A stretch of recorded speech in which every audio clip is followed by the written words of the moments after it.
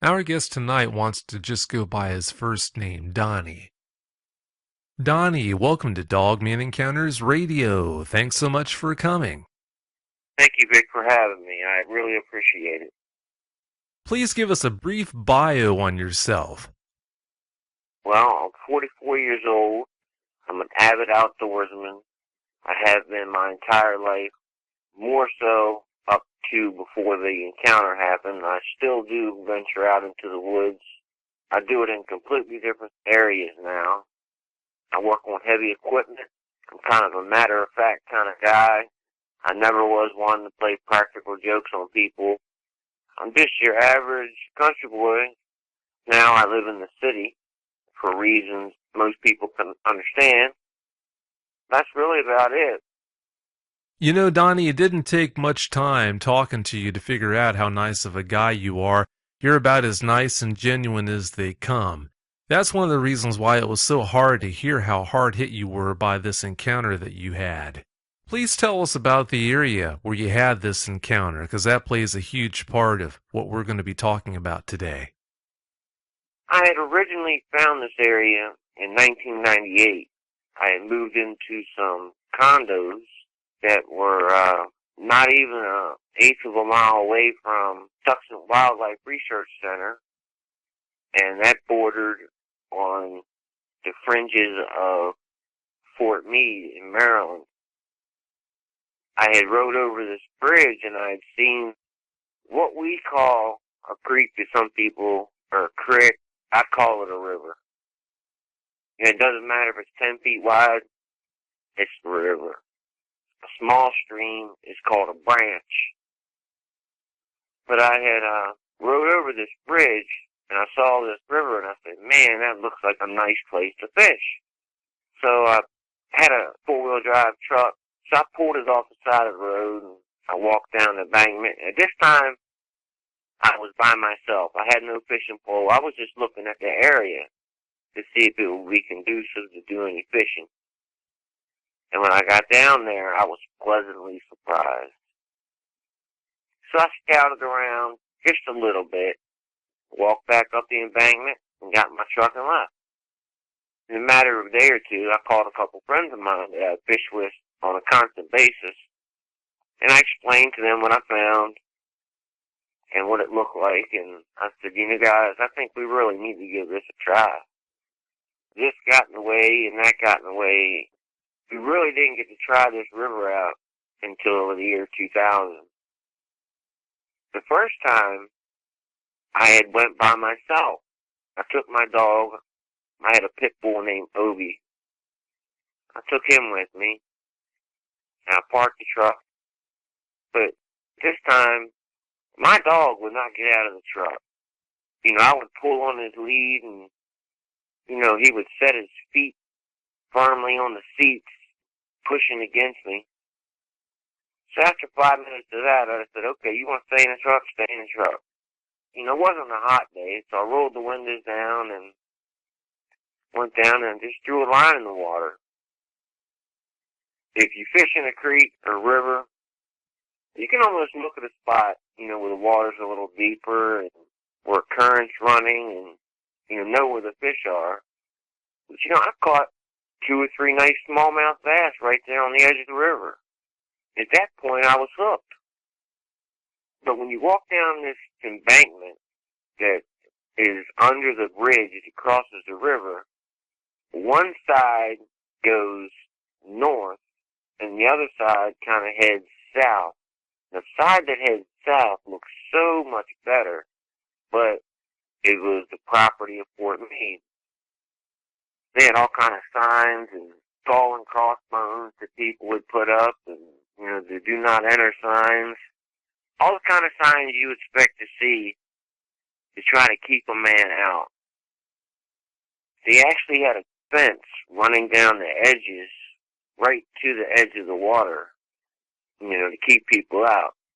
Well, to me, that's not going to keep me out. I get in the water anyway, so I had fished the creek alone just a little bit with no problems and had really good luck. Where I lived at the time, there was 2 young men boys, men, whatever you want to call them. They had a father that worked all the time, and he was kind of the, I don't want to say nerdy type, but he was kind of not outdoorsy at all. I don't know if these kids have ever been in the woods at all. So, I was going to go fishing without the two people that I normally fish with. I was going to take these two young men fishing and try to get them to, experience the outdoors a little bit and just see how nice it could be. They had nothing to fish with. I supplied everything they needed. And we got in the truck and we drove the quarter of a mile, which, we could have walked if we wanted to. We got ourselves together and I explained to those young men about fishing while walking in the river. When you're walking in the current, it's a whole lot different than walking on land. Both of these boys were athletic. They played sports. They had no problems. So we fished for a while, and, they were catching fish, and they had a smile as wide as Texas. They were having a good time. We got to a point of the river, and we were fishing. The younger of the two brothers, he froze. He was frozen. He dropped the fishing pole. His brother knew something was wrong. And when his brother tried to ask him, he said, "We got to go now." And that's all he kept saying. "We got to go now." Well, I didn't see nothing or hear nothing, and neither did the older brother. Something spooked him. I don't know what it was. But whatever it was, it scared the hell out of him. So we left. About that point, kind of too late for me to go back, so I called it a day. So I got in contact with my friends, and I said, "Are you guys up for this weekend? I'm going fishing." They were all for it. Off we went. We get at the fishing hole. It's kind of dark. When we fish, we really concentrate on being as stealthy as we can. Not that we're trying to sneak up on anybody. This river winds and kind of reminds you of being in Vietnam, that the foliage was that thick. This was at the middle of July or so. So, it was summertime, the plants were growing. And this area was very low. If you went down the road a little further, it was all swampy. It gives you an idea of the ground and the soil. I don't think I've ever been there where the soil's been dry. Even up on land, the soil's kind of black. But anyway, we get in there, and as you start to fish up the river a little ways, you end up in an area where the river has cut through the land over years and years. You have embankments on each side of you, and they're about 6 feet vertical, and they're mud. So there's really nowhere to go when you're in that river other than walking the river. My one friend and I noticed at the top of the land, looking down on us, was an animal that we don't have in Maryland. It was a coyote. And he was interested in us. Mostly coyotes, from what I understand, if they get a whiff of a human, they're gone. This thing was kind of interested in us. We thought, that was strange. And we went down a little further, and we saw 2 coyotes. And we could hear them yipping, so we knew there was more than 2. However, we only seen 2. We didn't feel like we were in any danger or anything like that. We continued to fish with no real problems. We were catching fish and having a good time. We fished up to where we normally fish.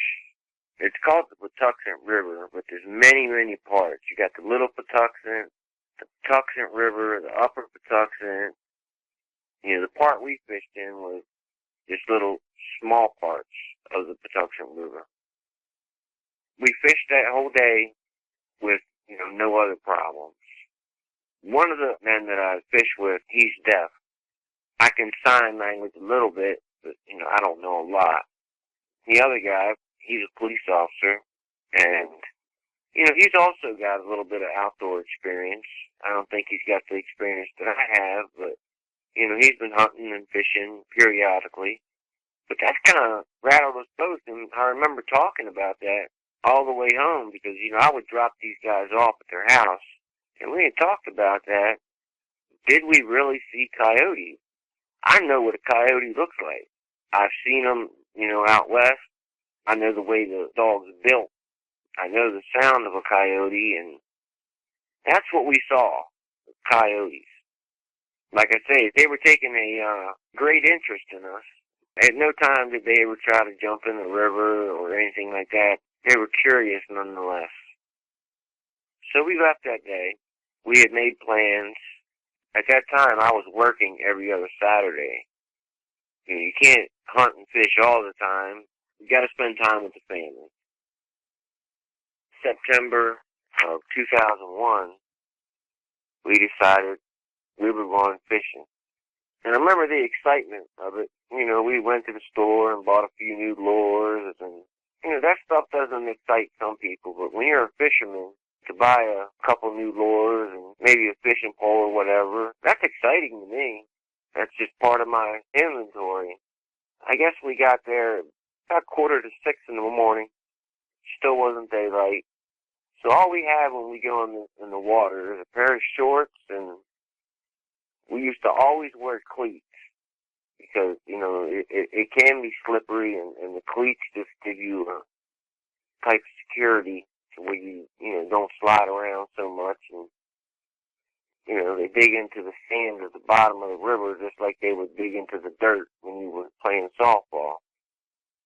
We had got about maybe an eighth of a mile, 3/16 of a mile up in the river. You got to remember, this river, just doesn't flow straight. It's really windy. And when the water gets high, it erodes places on the sides that when the water goes back down, you're left with like a little baby beach. My friend looked down, there was this track in the sand, and it was a canine track. We all pretty much agreed on that. But the weird part, Vic, was this thing had 5 toes. Not like a dog where it would have 4 toes and then the back pad. This thing had 4 distinct toes, and you could see in the sand, I'm not going to call them fingernails, I'm going to call them claws. They were very, very predominant claws. But at that particular point, we only saw one. And, that's kind of weird. Well, the big guy, the deaf man, he had looked around and he had found another track right at the edge of the foliage where the undergrowth stopped growing, and that became the river. Found another track right at the very edge. You can tell left from right when you're looking at these. I don't know if whatever this was on a dead run or walking, jogging, what it was doing, but it was 6 feet from that track to the track in the sand. And then it had the obstacle of crossing a small part of the creek, which was about 10 feet wide at that point. We looked around a little more, and we saw the other track where it had hit on the side close to the water. And you could tell these tracks, especially the last track in the sand, was a little deeper, like something had pushed off. And same with the other, it was deeper than probably what it should have been. And that to me adds up as where, it had landed. I don't think it ever touched the water. That was really strange to us, but it didn't really spook us. We said, that's a big animal, because my friend got a Great Dane, and she has some big feet. But when she walks, she leaves her footprints, but she doesn't really leave any toenail prints. Not like this. We kind of discussed it, and I remember the big guy, Bones, with him not being able to speak, he kind of just took his hand and, waved it off like, whatever. He wanted to fish. So we continue up, and like I say, we are almost combat stealthy. The only thing you can hear when we're fishing is when we throw that lure, and the lure hits the water, and it makes that kaboom sound. We fished way up. Way up. We were half a mile, 3/4 of a mile up into the creek. And I know these measurements because this creek crosses under certain roads, and I know how far it is. But if you add in all the curves, it's not just a straight line. It's probably further than a half a mile. And at this point, we're in part of the creek where the embankment is vertical. I don't think you could get out if you tried. You'd have to have a piece of rope tied to a tree maybe, and you might get up the river embankments, because the mud was that kind of red clay that they have down in Georgia, but it was slippery as hell. It was just, real slippery. So we never really messed with it. We're fishing and catching fish here and there, and, there's no talking, and other than the click of a lighter where I was the only one that smoked, the click of a lighter would be the only real noise we would make. And, we would see deer and beavers, we would see raccoons, herrings, all kind of animals. And sometimes we would just stop fishing and watch the animals. Especially, I used to love to watch raccoons, how they manipulate their front hands. They can flip over a rock, catch a crayfish, or a crawdad, whatever you want to call it, and bring it up to their mouth and eat it. And they eat it so fast, they eat it, discard of what's left of it, and start looking for more. To me, being an outdoorsman, that's not something that's just neat to watch. It's something that you can appreciate. If you love the outdoors like I do, you appreciate what comes with it, if you understand what I'm saying there. We went up the creek a little further, and you get to a part of this creek where a enormous oak tree had fallen for whatever reason. The wood didn't break, the roots and all blew over. And I remember the roots being feet above my head. That left a hole, a perfect fishing hole. And, we were excited to get to that point. I think we had made a few casts. If you can picture 3 men in a river, one to the left, one to the middle, and one to the right. My friend Bones, he kind of froze in his tracks like he was seeing something that he didn't know what it was. Both of us looked over and looked to where he was looking, and I'll be honest with you, whatever it was busy, because all we could see was the back. At that particular point in the river, a small branch, a little tiny creek, whatever you want to call it, flowed into the main river. That was one of the only points to where if you wanted to walk out of there, you could walk out that way and get up on the land and walk out. And I'm looking at this thing, your mind's going a million miles an hour. Can't be a bear, because we don't have no bears at this part in central Maryland. I've heard of bears wandering down close, but not this close. But we were on the line of Fort Meade and that wildlife center, so who knows what it could have been. But that all ended when this thing turned and looked at us. I can't speak for the other men, but I can say to myself, I was like, this is not a bear. And I did leave something out, I'm sorry. As we were coming up on this spot, we had heard a commotion in the water. We didn't know if it was beavers. Beavers will flap its tail when they see or hear something coming to warn the others. But it wasn't a terrible commotion, just a commotion. And with us walking against the water, and this water was clear enough you could see the bottom. I don't care if you were in 6 feet of it, you could still see the bottom. Very clear water. And we noticed that there was mud in the water. When a deer's in trouble, it'll make that bleating sound. I call it bleating. I don't know, across the country, I'm sure it's used in different words, but in human terms, it's a scream. When we made it to that area, I had saw the rear end of a deer right at the edge of the creek. And this animal was on the deer. When it noticed us, it turned its head and looked at us. At that point, it had made just a few moves to where I could see more of this creature. The middleman, he was a police officer, and the guy we call Bones, everyone, I guess, was trying to do the same thing I was doing, trying to wrap their head around what we were seeing. First, I had thought bear. I think massive dog may have crossed my mind at one time. But anything that can pull a white-tailed deer down like that and hold it down has got to be very strong. Anybody out there that knows white-tailed deer, they can be very resilient, especially when they're fighting for their life. Our deer here in Maryland, we don't have huge deer. They run 120 to 150 pounds. That's big enough. And I challenge anyone to go out and jump on a deer and try to wrestle it to the ground.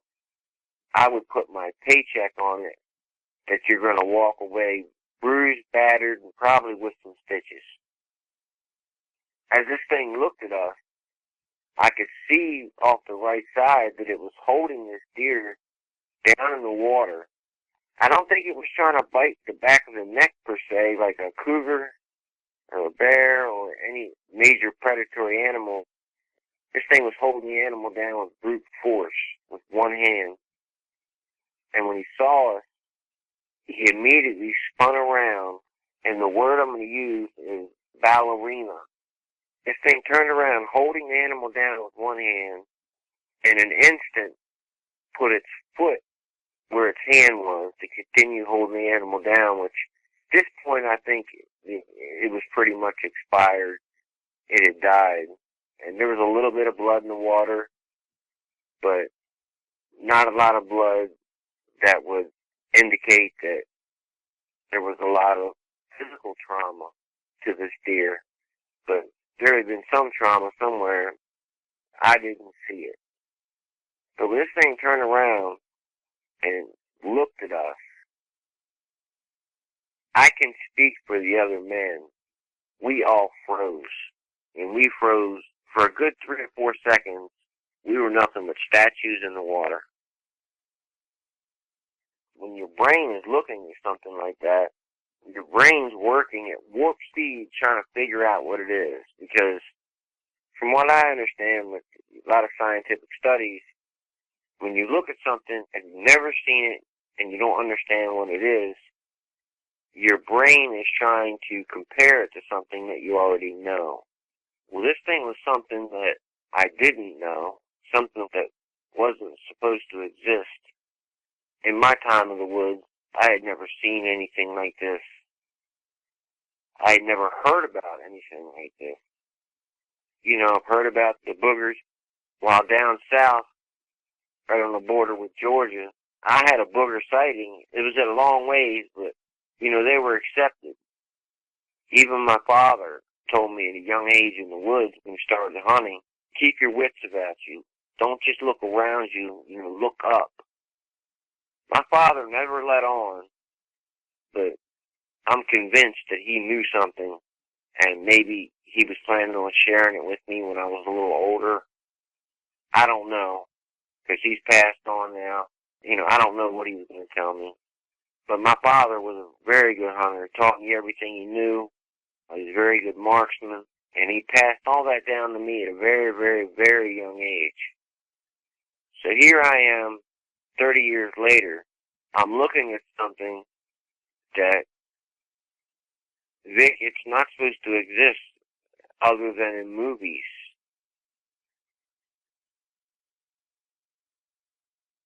When this thing turned around, we do the same thing with animals, usually, as we do with people. We look at the head or the face first to try to recognize what it is. And if you could cross a baboon, a hyena, and a wolf together, you would almost sum up what the face looked like.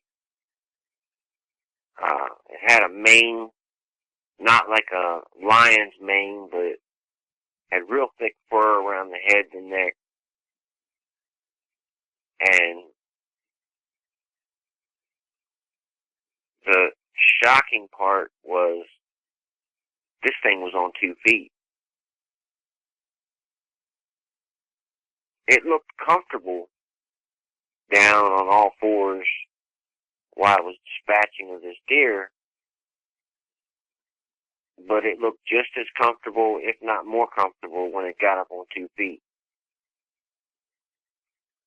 I had never heard the term dog man up until maybe a month and a half, 2 months ago. And, this happened in 2001. So I didn't know what I was looking at. All I know what I was looking at was it wasn't supposed to exist. The massiveness of this animal, the body structure.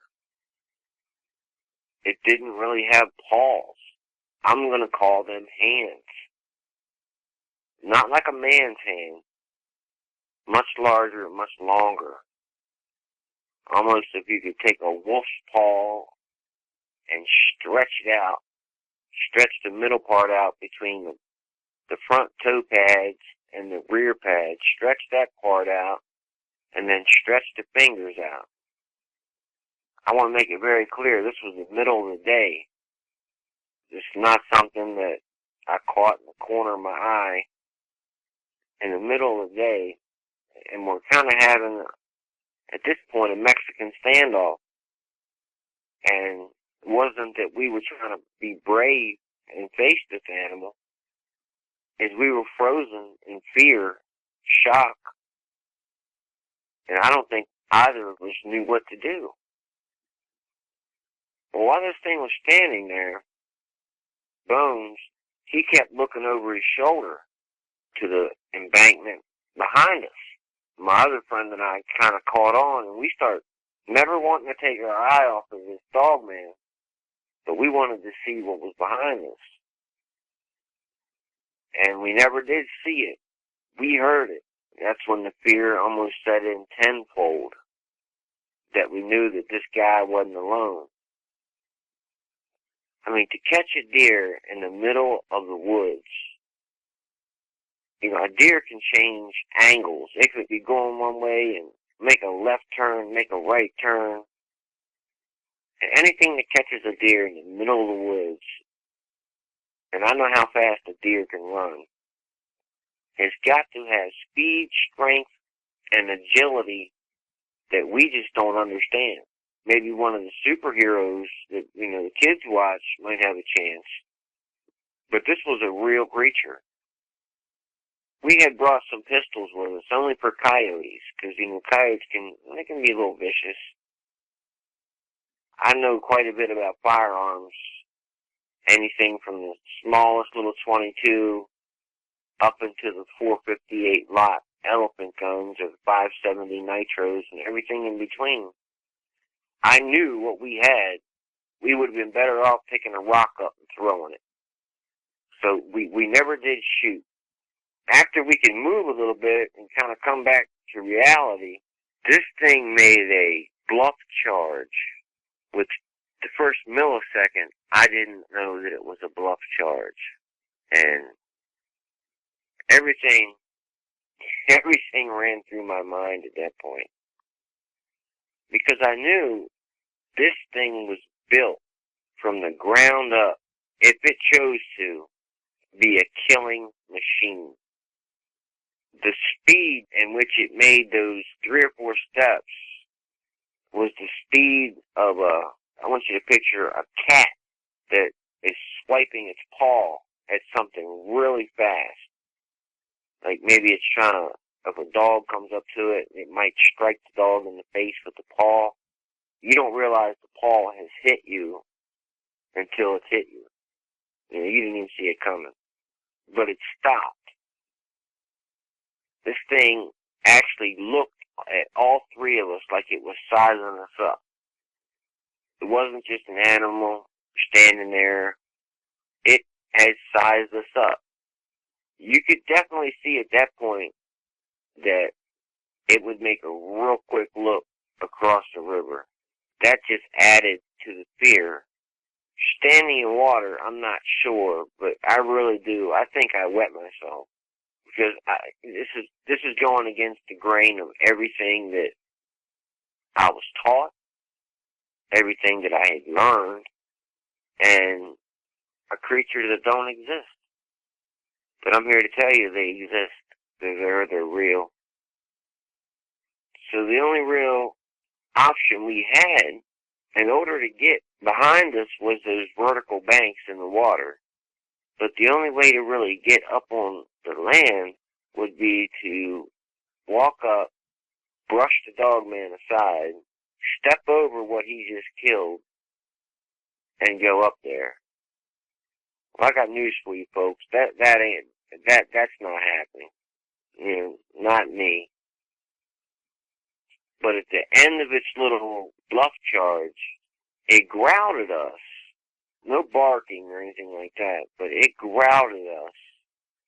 We were probably, at the most, when we stopped, 25 feet.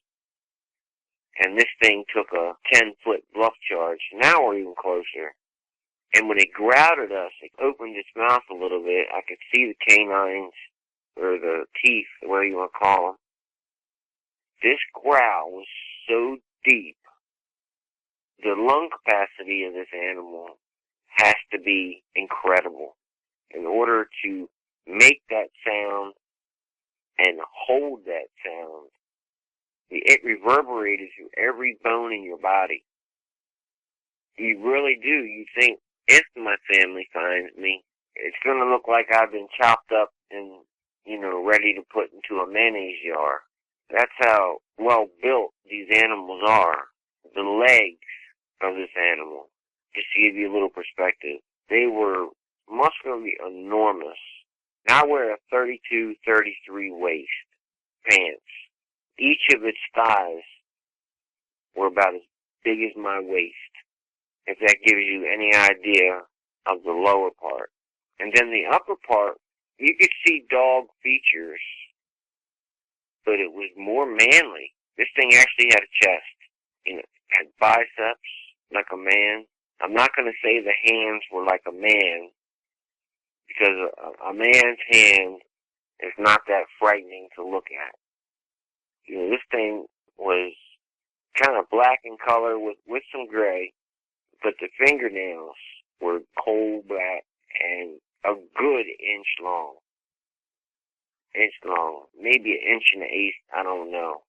And they were curved, but they weren't curved like a hawk or something like that. But they were curved. They were meant for grabbing something and holding on to it, kind of like a cat when it extends its claws. It can play with a mouse and just hook it with one of its claws.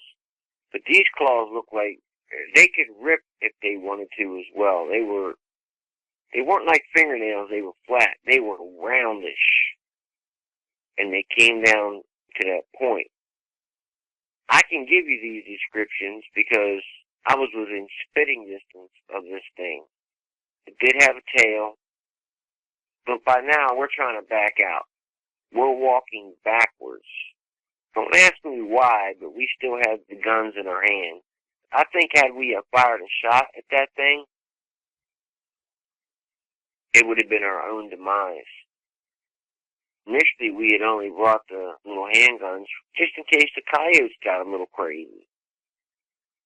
Because there's times when we used to fish little rivers that we would carry the grating of a little hibachi grills, and I would put it in my backpack, and we would stop on the clear spot on the edge of the river, and, we would eat what we caught that morning. And I think back on that now, how stupid that was. But then again, for some reason, being, within a half mile of the road, and you're not far from civilization at all, it kind of takes the fear factor away. I'm sure it's nothing like being out in the Midwest, in the middle of nowhere, and worrying about a grizzly bear. I would have rather faced 2 grizzly bears at this point, because the evilness that comes with this thing, part of me wants to say that this creature is from somewhere else, that it's not here. Somehow it just made it here. But I'm slowly learning. Rick educated me a lot on a lot of things I didn't know. These things are indigenous to our land. I'm not talking right here in the middle of the country. I'm talking if they want to, right into suburban USA. Right in, your backyard. You never know if you have dogs outside that are going crazy, or if you have a dog that wants to crawl under the bed for no reason. There just might be a reason for that. Like I said earlier, I had a pit bull that I don't think he was afraid of anything. Before that day, he wouldn't get out of the truck. That really struck me as odd. And when you look back on these events, hindsight's always 20/20.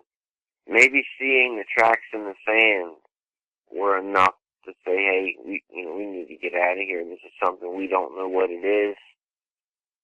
I had the average size hand. This print was bigger than my hand.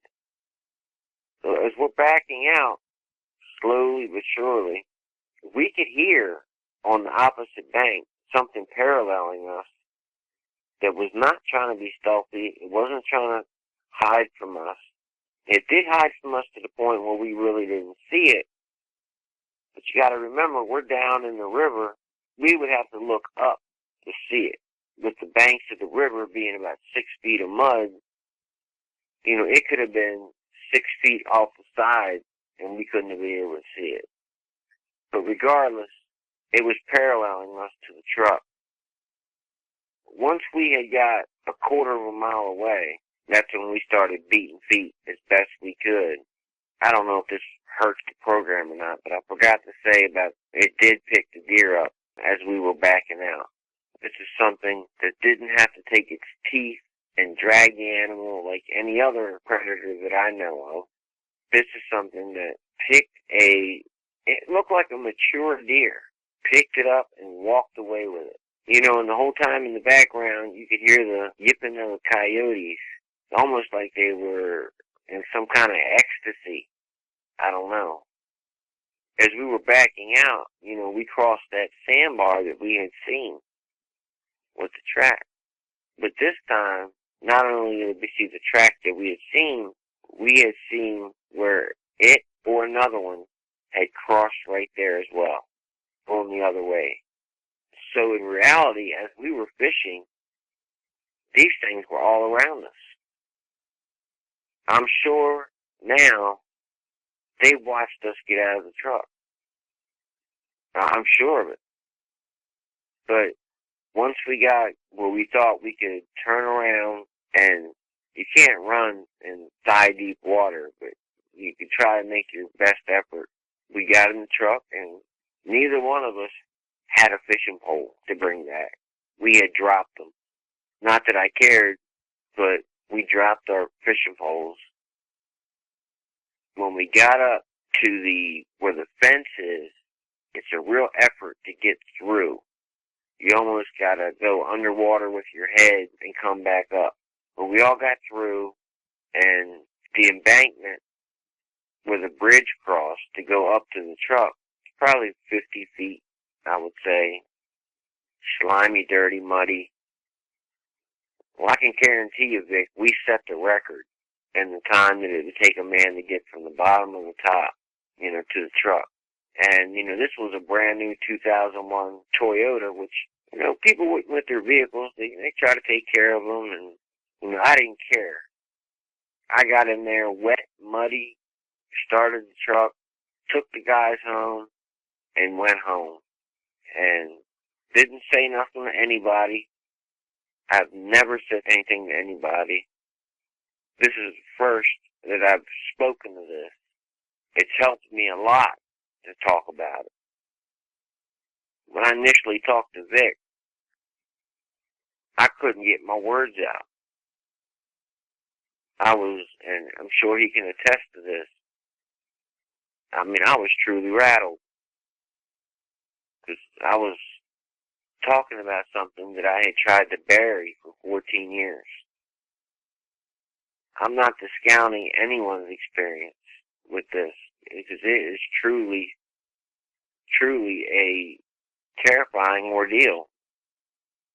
And there's no words to describe the absolute terror of seeing something like this.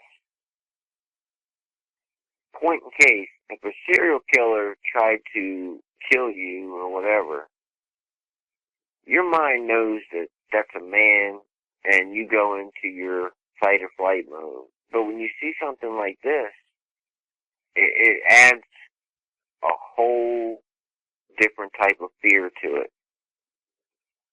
I try to explain it the best I can. Anybody that's never seen one, you are in my prayers that you never do. The good thing is we all did get out of there safely. We were scared, partially in shock, I guess, but we did get out. We made it. That about wraps it up. I would love to tell you guys that I fought off 20 dog men with a pocket knife, but that's not the way it was. It happened just as I told you. It's not something that I would ever want to see again. I definitely wouldn't go looking for one. Try to get a photo. If I see one again, which I pray to God I don't, hopefully I can deal with it a little better. Donnie, you mentioned that you saw the dogman holding that deer down in the water as it seemed to be killing it. Was it drowning it, or was it killing it in some other way? From what I could see, Vic, that little creek that comes in to the river, it isn't but a couple inches deep. I'm thinking that it had the deer around the neck somehow with its hands. And with the equipment that thing has on its hands, it could kill it, in many different ways. It may have drowned it. But like I say, I did see blood. But I didn't see blood on the rear part of the animal or the mid part of the animal, like it had torn it apart or anything. I did not see the head down there, like with the mouth trying to tear at it. With weapons like that on its hand, it could kill a deer quickly, taking the airway away. If it used its, if it did use its claws, it could have ripped at the neck. That's the way I think it killed the deer. But when it growled, if you want to call it a growl, I don't know if it was after us or if it was defending its meal, but nonetheless, I wasn't going to make a step forward to find out. So if that helps you, that's really all I can answer. You mentioned how it was big, but you didn't say exactly how big it looked. What's your estimation on that? Well, I'm 6'1", the deaf boy. He's 6'9", and he's 340 pounds. He's a big man.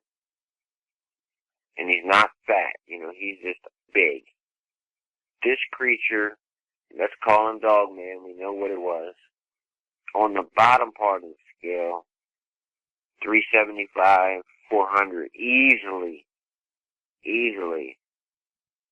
but with the gracefulness of a ballerina. I've never seen something that big move so gracefully and quickly.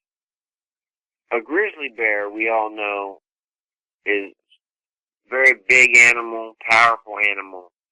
But if you watch a grizzly bear when it's standing still and it takes off, it takes a second or two for it to get its momentum up, if you understand what I'm saying. This thing could almost go full speed from just standing there. If that sounds possible, and that might be something else that's hard to wrap your head around, is just how fast and cunning, very intelligent. I like to consider myself intelligent, but on some ways, I think these dog men have some kind of knowledge that, we, human beings, do not have. Go back to what I said about the quadriceps and the leg muscles on this thing. Each one was as big as my waist. That's a lot of strength. If you consider, take your bicep, for example. The average man's bicep. It's not big, but you can curl 40 or 50 pounds with one hand. And I'm talking about the average man, not bodybuilders, but the average Joe.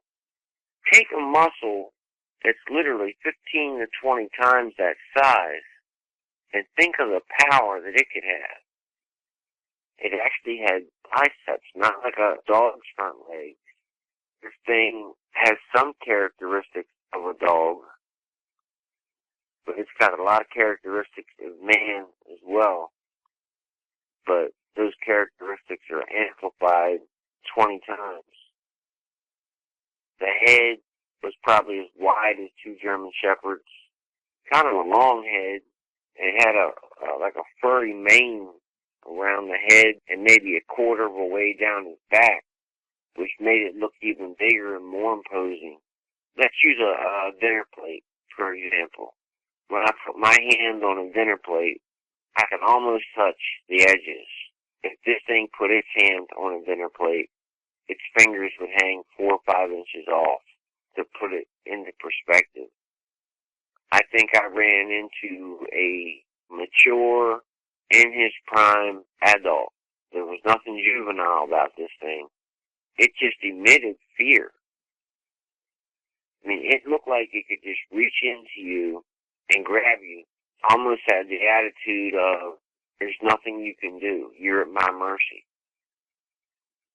If that makes any sense to you. Oh, that does make good sense. I'm just so happy to see the change that I've seen in you since that very first conversation we had. When Donnie and I talked for the first time, he had such a hard time talking just to me about the encounter that he had. At one point, I was kind of concerned about whether he was going to even be able to relay the details of his encounter to me in the first place. To hear him talking about this now, sharing this publicly with you, the listeners, it's something that I didn't really think was going to happen. But, like I said, I am so proud of you, Donnie, to see the improvement in you. I can't tell you how happy that makes me. I can't tell you how happy it makes me. This is something that I thought I would never talk about. I thought I would take it to my grave. In public, if you say the word Bigfoot, you get mixed results. If I was to go out there and say dog man, people would look at me and they might ask me, do you need me to call 911 for you? It's not their fault. People ride on their ride to work. They might ride through a section of forest and this, that, and the other, and they say, oh, I've been in the woods. Well, have you? Have you went out in the middle of the woods? I'm not talking about on the trail, off trail, and spent 3 or 4 days. This is something I've done my whole life. Deer hunting, sometimes I would try to stalk deer. I might go for miles and miles and not following a man-made trail. I was tracking that deer. Just like people don't see, they don't see dogmen, they don't see the boogers. if you get out in the woods and you really start looking around, you realize how much life is there, but you really don't see it just riding by in your car. You got to go out there. You got to sit. You have to be quiet. Depending on what you're doing, camo up, spray down with the neutralizing spray that, kills human odor. And, you'll find out the forest is full of things. Some things you might know about, some things you don't. I get at a loss of words sometimes thinking about this event. I don't know if it was an omen that had happened to me.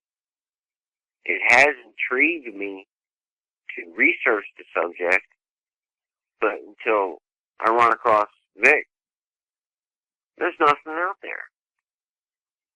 A couple stories here and there, but unless you can talk to someone else who knows what they're talking about, and they finish your sentences before you do, you kind of know that you got somebody that you're talking about, and I'm talking about Vic here. He helped me a lot because at first, I never thought he would even call me back. Sure enough, he called.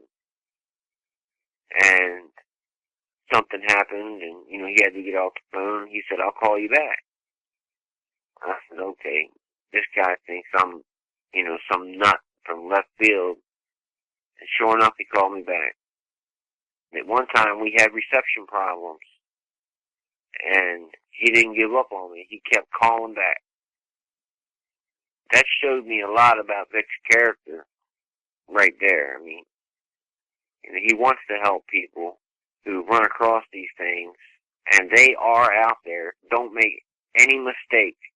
Just because you have walked through the forest your whole life, I'm not trying to scare people from doing what they love, but for God's sake, pay attention to where you are, your surroundings, because if these things want to stay hid, they will stay hid. I think maybe I had just happened to run across a kill in the wrong place at the wrong time. And I wish that it had never happened. I wish I was on the end where I was skeptical and never seen it. But if you take a 400-pound animal with those kind of weapons that he has, the strength, the claws, the teeth, a human being would not have a chance. I don't care if you got a gun, a big gun. Because if this thing was to pounce on you, you wouldn't have time to aim it and shoot it. I don't want to offend some people, but Dogman is the perfect killing machine. And if you have more than one, which in our case we did, that makes your odds of survival way less. But the good part is we did get out. It was like it wanted us out of there and ran us out of there, and that it did. It shadowed us. When I mean shadowed, I mean followed us up until we got into the truck and we left. That is a spot I will not go fishing ever again. Back in the day, when I was a little boy, we used to go to the archery range. And you could go down that road, but they've changed it so much. They stop about a mile down the road from where I parked my truck. You make a left now. It's called Conway Road. You make a left, and that's how you go out to Crane Highway, Maryland Route 3. But the old road is still there. It's, kind of covered up in grass and all that, but it's still there. The wildlife refuge place in that area, it's really swampy. I remember riding through there as a little boy, creeped out. Like, this place is creepy. In the middle of the day, no sunlight penetrates the canopy. It reminds you of someplace in Vietnam, you see those Vietnam films where those guys are going through and they can't see no more than a foot in front of their face. That's what this place reminds you of. But initially, it looked like a beautiful place to fish. And it is a beautiful place. I mean, if you took a picture in the right spot, you'd have one gorgeous picture. But I'm not going back to take that picture, and I wouldn't advise anybody else to go back to take it. So, that's pretty much all I got to say as far as the encounter with the dog man. I just want to emphasize, when you're in a position and you're confronted with a dog man and there's nowhere to go, the only place to go would be go through him, and that wasn't an option. I want people to understand, no matter how brave you think you are, or how much time you've spent in the woods, when you come across one of these things, in full frontal view, within 20 feet, this thing has eyed you up, not just you, but your group that you're with. And then it's communicating with somebody behind you, and that somebody is another dog man. I can't tell you the primal fear, the emotions that run through your body. I spent 2 years in Iraq and a year in Afghanistan. I had some scary moments over there. But nothing compared to this. Nothing compared to this. And the hard part is, who am I going to tell? Am I going to go to a game warden and say, excuse me, by the way, I snuck onto Fort Meade property and I ran into this creature that looked like something off of Underworld? What kind of reaction am I going to get? Even if these game wardens tend to know something, they never let on to it. To be honest with you, I wouldn't feel right sending one game warden in to investigate this. Because if he ran across it, he would be in the same boat that I was in. You would have to take multiple people. And if you did that, the dog man, he's not stupid. He's not going to stay. He's going to go. He's not going to walk up and confront 100 men. He's going to leave. They're not stupid. I don't know where they would get their intelligence from, but they are very smart. Very smart. I think their abilities as a hunter is second to none. Their abilities scaring people are second to none, because they did a very good job of that. The after effects of this are just as traumatic as the actual sighting. We talked for quite some time about how this encounter has affected you. If you don't mind, please tell us about what you're going through, what you've been through as a result of that encounter that you had. I don't sleep anymore. If I do sleep, it's a cat nap. I've had times where I envision this thing coming through the door. The nightmares that follow, it takes a part of me that I used to really enjoy. And when I say enjoy, I mean carefree.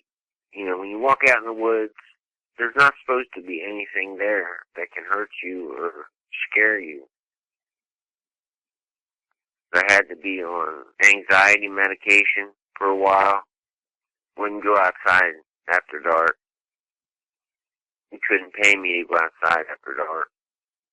The other two fellows that were with me, I can't speak for them, but we're very close. The one guy now, and this guy never drank in his life, he's pretty much an alcoholic. The other man moved. He actually moved out of the area. That's an effect on somebody, pick up their whole family and move. He was in the police department. He transferred police departments, and This wasn't an opportunity for him, like, okay, I got an opportunity to move. This was his own doing. Neither one of them fish anymore. We haven't really talked about it. The man that is deaf, the one that has turned into an alcoholic, he won't talk about it at all. I've asked him, what do you think it was that day? And he'll just turn around and walk away from you and start doing something. It's like it's trying to take his mind off of it. When you affect your sleep to the point my sleep has been affected, it affects your thinking. It affects all aspects of your life. My wife, at the time, she knew something was wrong because my friend that was the policeman, I don't know what he told his wife, but his wife and my wife were best buddies. And my wife, out of the blue, told me, she goes, I don't want you going down there anymore. And I said to her, I said, what are you talking about? She goes, your favorite new fishing hole. She goes, I don't want you in there, around there. She goes, just stay out of there. And, that was that. I don't know what somebody said or somebody knew, but I didn't want anybody to know about what I saw. Because the ridicule out there for people that do see things, we're not crazy. We're not seeing, apparitions. We're seeing real things. And the people out there that are making fun of you and poking holes in you and, making you look like a fool, at times I say, you know what? Come on, let's go. I'm going to take you to a place. But on the other hand, I stop and I say to myself, just let them be where they are. And pray to God they never see it. And let them have their joy and laughter. Because we're looking at something, we don't know what it is. I'm sure some people know. People higher than our pay grade, I'm sure they know. A lot of things cross your mind. Is this some kind of a government experiment that has got out? Is it something that's come over from a parallel universe? I don't think so. I think this is definitely indigenous. The Indians talk about it. Other parts of the world have the same thing, from what I understand. In the infancy of my learning curve, but I'm hoping to learn some more, because it has intrigued me. I'm trying to look something up, but when you try to look it up, there's nothing there. It's almost like any information, real information that's put on the web, someone has pulled it off. I limit my fishing to maybe like a pond, say in in a field where I can see all around me. And even then, if a twig snaps, I can't get that enjoyment that I once had. Some people don't fish. I used to fish for just complete enjoyment and forgetting about the work week and having a good time. But the three people, that has all changed in a matter of an incident that was probably 25 minutes long by the time we got from the actual sighting to the charge to us backing out of there real slow and getting to the truck. The way the river went was the only safety. I think had I got up on land, may have been a mistake. I can if this and but this till I'm blue in the face, but what happened is what happened. I'm glad it happened that way because I did get out of there, and I'm here today to tell you what happened. It's no secret, Donnie, that I absolutely love the topic of dog men, but I hate the effect that they have on the people who are unfortunate enough to run into them. Like I told you earlier, I can't tell you how happy I am to see the improvements in you that I've seen over the time that we've been talking on the phone about your encounter and the after effects that you just mentioned or whatnot. I can't tell you how happy that makes me. Having said that, do you have any closing comments you'd like to share? I do. Don't go out in the woods looking for this thing. This is not a game that you want to play. This is not a game that you are prepared to play. Chances are you can go out, never see anything.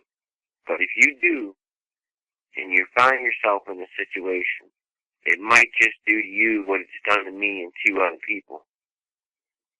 I'm not going to tell you it's ruined my life, but it's had effects on my life that I can't change. I just have to learn to live with them, try to understand them as best I can, and have the knowledge that this thing's not to be messed with. If you do go out in the woods, you don't even have to go out in the woods. This thing, I'm telling you, this thing is not afraid to come into a suburban area. So do your best to stay in pairs. Don't venture out alone. Just because you saw something on YouTube or what have you doesn't mean that it's okay to do it. Like I say, I'm 44 years old, and I'm talking to the young people here. I'm not trying to be your dad. I'm not telling you what to do. I'm also not trying to tell you that you can't enjoy yourself, because nobody wants to live their life in constant fear. But if you do venture out into the woods and forest, or you're a fisherman or whatever, go in pairs. Or take 3 people, 4 people, more the merrier. Skipping up to my age of people that are more mature. If you're hunting, depending upon the age that you hunt, you can see further in some places than you can the other. Watch up, down, left, and right. Look at the ground for tracks. Look in the trees for something that might be in the tree. Try not to put yourself in a situation to where your back is against the wall. Try to tactically put yourself at an advantage of where you're walking. Like if there's a cluster of trees or bushes or something you can't see into, distance yourself from it a little bit if you can, and try to walk around it where you can get a better bird's eye view of what that place is really about. Because as big as these creatures are, and the one I saw was every bit of 7 feet tall, they have the ability to hide. They can stay stone still, and you never see them. They may let you just go by, but you might run across one malevolent. Every creature that's born has a different mentality. I can tell you the dogman does not have the ability in its brain to walk up and give you a kiss. That's not his mentality. But you may have one that lets you go, or maybe if you feel watched, you are being watched. But if you see a dog man, even if it's 200 yards from where your stand is, get the hell out of there. Leave. Just because you got the latest and greatest high-powered rifle and you think you're protected from anything, I got news for you, my friend. You're not. You may as well take the rifle and take it home and play baseball with it, because it's good for hunting deer, but from what I've heard, dogmen are quite resilient to bullets.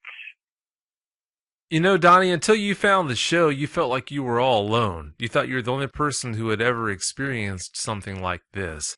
Once you found the show, you found out that you weren't. I want you to remember that you're not alone in this. I'm always going to be here. If you ever need any help, I'll always be just a phone call away. Also, with all these people who are listening to this show, they're going to be pulling for you too. Well, Donnie, I can't tell you how much I appreciate you coming on the show and sharing all these details. I really do appreciate it. Thanks again so much for coming on. I hope you have a great night. You too, Vic. Thank you. Thank you. Bye. Bye. If you've had a dogman encounter and you'd like to speak with me about it, whether in private or on the show, you can reach me at contact@dogmanencounters.com. I'd love to hear